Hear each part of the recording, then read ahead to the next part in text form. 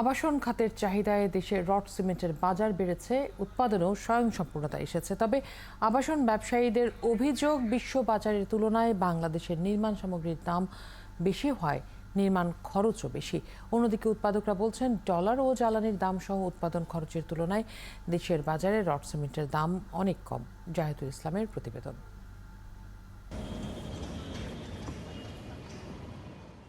ভবন কিংবা অবকাঠামো নির্মাণের অন্যতম অনুষঙ্গ স্টিল এবং সিমেন্ট। আমদানিকৃত কাঁচামালে মানসম্মত স্টিল এবং সিমেন্ট উৎপাদন দেশেই হচ্ছে। এইসব পণ্যের বড় গ্রাহক আবাসন ব্যবসায়ীরা। তাদের অভিযোগ, আন্তর্জাতিক বাজারে যতটা না দাম বাড়ে, বিভিন্ন অজুহাতে স্টিল এবং সিমেন্ট উৎপাদকরা তার চেয়েও বেশি দাম বাড়ান। এই ঈদে দেশ জুড়ে কেনাকাটার ফুর্তি হবে শুধু বিকাশে, সাথে discount coupon, instant cashback.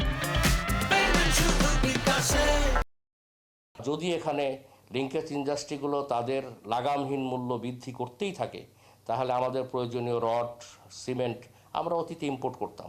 Import করার পারমিশন চাইব সরকারের কাছে, এবং আমরা যদি এগুলা আমদানি করি সেই ক্ষেত্রে আমাদেরকে ডিউটি ফ্রি করতে হবে।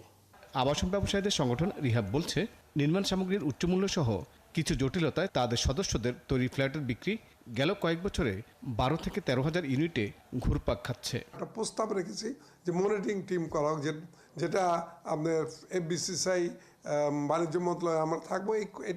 এই মনিটরিং টিমটা রড বলেন, সিমেন্ট বলেন, ইট বলেন, যেগুলো দাম বাড়তেছে সেটাকে সহানুভূতি পর্যায়ে রাখা যায় কিনা সেই ব্যবস্থাটা গ্রহণ করবে বলে আমরা মনে করি। স্টিল উৎপাদকরা বলছেন, ডলার ও জ্বালানির দাম বৃদ্ধি, ব্যাংক ঋণের চড়া সুদ সহ বিভিন্ন কারণে তাদের উৎপাদন খরচ গেল কয়েক বছরে 65% বেড়েছে।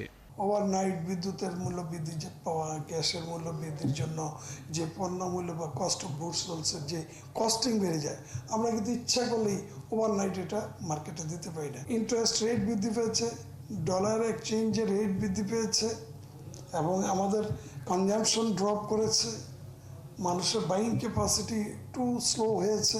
অ্যাসোসিয়েশনের দাবি, দেশে স্টিল এবং সিমেন্টের উৎপাদন চাহিদারও বেশি, তাই ইচ্ছেমতো দাম বাড়ানোর সুযোগ নেই। জাহিদুল ইসলাম, ৭১, ঢাকা।